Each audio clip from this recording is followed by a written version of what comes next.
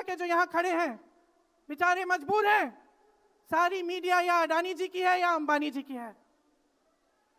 आज परिस्थितियां ये है कि पिछले आम चुनाव में मुख्यमंत्रियों को जेल में डाला गया, कांग्रेस पार्टी का बैंक अकाउंट बंद कर दिया गया, भ्रष्टाचार के नाम पे तरह तरह के इल्जाम लगाए गए जिसका कोई प्रमाण नहीं है।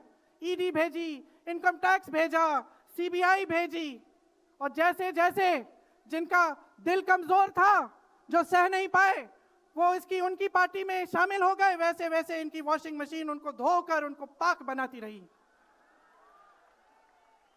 आज संसद को देखिए, मुश्किल से एक सत्र में दो बहस होती है। और जब हमने कहा, राहुल जी ने मुद्दा उठाया, खड़गे जी ने मुद्दा उठाया कि हमें बहस करनी है चुनाव पे, एसआईआर पे, जिस तरह से वोट चोरी हो रही है उस पे, तो घबरा गए, मानी नहीं बात। अंत में जाकर कैसे माने कि हम वंदे मातरम पर भी चर्चा करेंगे। तो हम संसद में यह बहस करते रहे कि राष्ट्रगीत किसका है, राष्ट्रगीत कैसे बना, राष्ट्रगीत क्यों बना, और जो बड़ी बड़ी समस्याएं हैं जिससे आप जूझ रहे हो, बेरोजगारी, महंगाई, पेपर लीक, उसके बारे में चर्चा करने की हिम्मत नहीं है। हिम्मत क्यों नहीं है? क्योंकि अगर इनको एक असली चुनाव लड़ना पड़े, मैं चुनौती देती हूं, एक सही चुनाव लड़ लें, बैलेट पे लड़ लें, तो ये खुद जानते हैं कि कभी नहीं जीत पाएंगे। आज आपको मायूस होने की जरूरत नहीं है कि बिहार का चुनाव हार गए, क्योंकि पूरा देश देख रहा है कि ये चोरी से जीतते हैं। राहुल जी ने प्रेस कॉन्फ्रेंस की, पहले हरियाणा की बात बताई, महाराष्ट्र की बात बताई, कर्नाटक की बात बताई, बिहार में एसआईआर करके 65 लाख वोट काट दिए गए। और अगर ये सारे प्रमाण आप अलग कर दें तो एक साफ और साधारण बात सामने आती है। आचार संहिता के समय 10-10 हजार रुपए आप पहुंचा रहे हो, कोई आपको रोक नहीं रहा है। चुनाव आयोग आंख बंद कर रहा है, आंख मूंद रहा है। तो अगर ये चुनाव चोरी नहीं है तो क्या है? इनके पास जवाब ही नहीं है। ये जानते हैं कि आज के दिन जनता इनसे नाराज है। देखिए, हिले हुए लगते हैं। संसद में मैं देखती हूं, आत्मविश्वास घट गया है, आंखों में आंख मिलाकर नहीं देख पाते, सामने से गुजरते हैं तो यूं आंख झुका देते हैं। आत्मविश्वास कम हो गया है, घट गया है, अपने आप में विश्वास घट गया है, क्योंकि जनता का विश्वास भाजपा से, इनकी सरकार से, प्रधानमंत्री मोदी जी से, अमित शाह जी से सबसे हट चुका है। आज इनको चुनाव आयोग की जरूरत है। चुनाव आयोग के बिना ये चुनाव नहीं जीत सकते। और याद रखिए, चुनाव आयोग के जो मुख्य 3 अधिकारी हैं उनके नाम आप याद रखिए, कभी मत भूलिए इनके नाम, क्योंकि ये आज हमारे लोकतंत्र पर वार कर रहे हैं।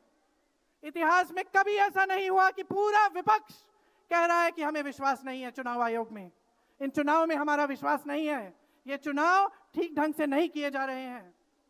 चुनाव की घोषणा से लेकर वोटर लिस्ट, आचार संहिता, प्रचार, मतदान, मतगणना, ईवीएम और नतीजे से तक हर कदम को, हर चीज को संदिग्ध बना दिया है इन्होंने।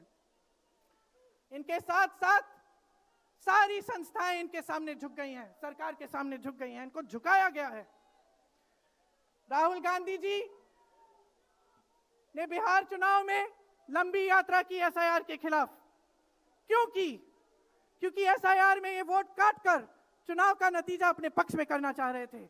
अब यूपी में शुरू हो गया है, 3 करोड़ नाम काटे गए हैं यूपी में। कितना योग्य है ये चुनाव आयोग भाजपा के लिए? ज्ञानेश कुमार, सुखबीर सिंह सांधू और विवेक जोशी, मेरे साथ बोलिए, ज्ञानेश कुमार, सुखबीर सिंह सांधू, विवेक जोशी। ये देश इन 3 नामों को नहीं भूलेगा।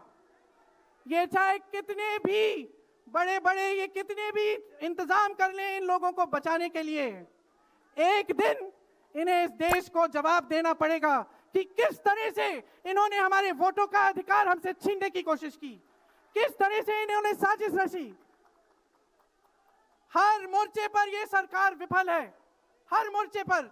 आज डॉलर 90 रुपए का हो गया है, जब 60 रुपए का हुआ था तो कौन रो रहा था सड़कों पे? कौन रो रहा था सड़कों पे? नरेंद्र मोदी जी बार बार कहे जा रहे थे, आज क्यों नहीं बोल रहे हैं डॉलर पे? निर्यात लगातार घट रहा है, आयात महंगा हो रहा है, विदेश नीति फेल हो गई है इनकी। हाथ पकड़ के चलते हैं ट्रंप जी के साथ, बड़े बड़े राष्ट्रपतियों के साथ, लेकिन जब समय आता है तो देश के साथ कोई खड़ा नहीं होता। यह है इनकी विदेश नीति।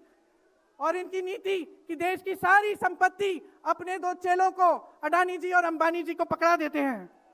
यहां देश का नौजवान महंगाई से जूझ रहा है, बेरोजगारी से जूझ रहा है, पेपर देता है, लीक हो जाता है, कोई उसकी सहायता नहीं है, नशे की तरफ जा रहा है, बैटिंग ऐप में पूरे दिन बिताता है। और बैटिंग ऐप चलाया कहां से जा रहा है? कहां से चलाया जा रहा है? सूत्रों के मुताबिक प्रधानमंत्री के ऑफिस में ही एक शख्स ने बैटिंग ऐप के साथ में घोटाले किए हैं। इसकी चर्चा होती है क्या सदन में? क्यों नहीं होती? आपकी बेरोजगारी की चर्चा होती है, महंगाई की चर्चा होती है, मेरी बहनें यहां खड़ी हैं, आपकी सुरक्षा की चर्चा होती है? ना सदन में होगी, ना बड़ी बड़ी रैलियों में करेंगे ये लोग, ना आपके पास आकर आपसे बात करेंगे, आपके हालचाल पूछेंगे, आपसे पूछेंगे कि किस संघर्ष से आप गुजर रहे हो, कैसे जी रहे हो। क्योंकि हिम्मत नहीं रही इनकी, हिम्मत नहीं रही।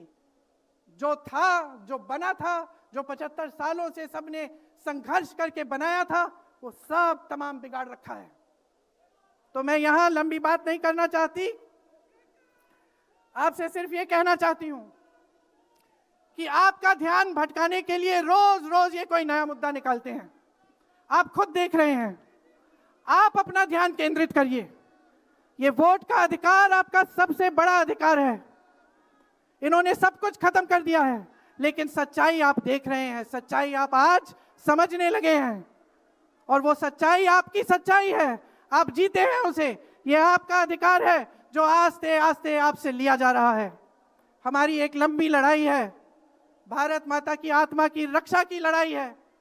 राहुल जी 8000 किलोमीटर की यात्रा करके आए हैं, देश भर में पहले पैदल चले, फिर यात्रा की इन्होंने किस लिए? न्याय के लिए, देश की एकता के लिए। हमारे अध्यक्ष जी खड़गे जी इस उम्र में मैंने देखा है 47 डिग्री की गर्मी में हेलीकॉप्टर से उतरते हुए ऐसे बड़े बड़े मंचों में पसीने से लथपथ, लेकिन झुकते नहीं हैं, हटते नहीं हैं, चलते रहते हैं। ये है हमारी कांग्रेस की शक्ति। ये वही शक्ति है जिसने स्वतंत्रता संग्राम में हमें आजादी दिलाई। ये वही शक्ति है जो सच्चाई से पीछे कभी नहीं हटेगी।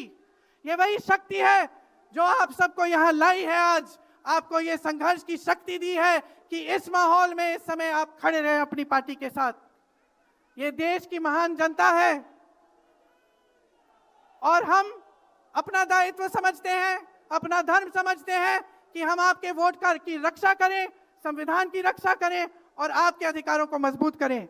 इसलिए आज हम यहाँ आपके सामने आए हैं ये कहने के लिए कि हम लड़ते रहेंगे, हम कभी नहीं झुकेंगे, हम कभी नहीं रुकेंगे। धन्यवाद।